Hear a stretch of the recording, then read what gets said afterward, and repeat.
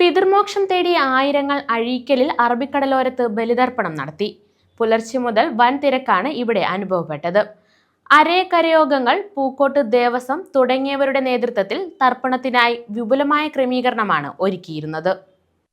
പിതൃമോക്ഷം തേടി ആയിരങ്ങളാണ് വിവിധ സ്നാനഘട്ടങ്ങളിൽ ബലിതർപ്പണ ചടങ്ങിനായി എത്തിയത്.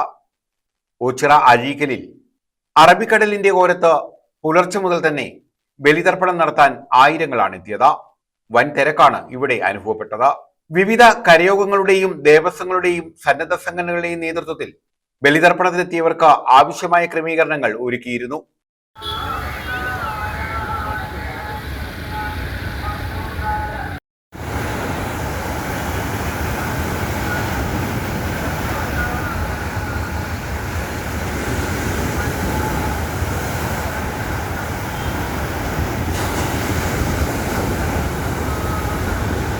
ജീവിക്കുന്നവരും ജീവിച്ചു കടന്നുപോയവരും തമ്മിൽ ഹൃദയാർപ്പണം ചെയ്യുന്ന ധന്യവേളയായാണ് കർക്കിടക വാവിനെ ഹിന്ദുക്കൾ കാണുന്നത്.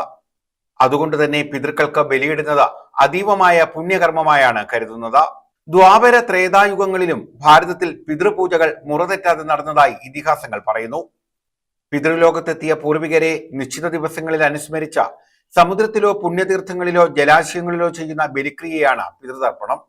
അഴീക്കലിൽ പിതൃതർപ്പണ ചടങ്ങിനായി നിരവധി പുരോഹിതരെ ക്രമീകരിച്ചിരുന്നു. പോലീസ്, റവന്യൂ വിഭാഗങ്ങൾ ആവശ്യമായ ക്രമീകരണങ്ങൾ നടത്തി. ഒപ്പം ബലിയിടാനെത്തുന്നവർക്ക് സുരക്ഷ ഒരുക്കുകയും ചെയ്തിരുന്നു. News bureau, Ochira.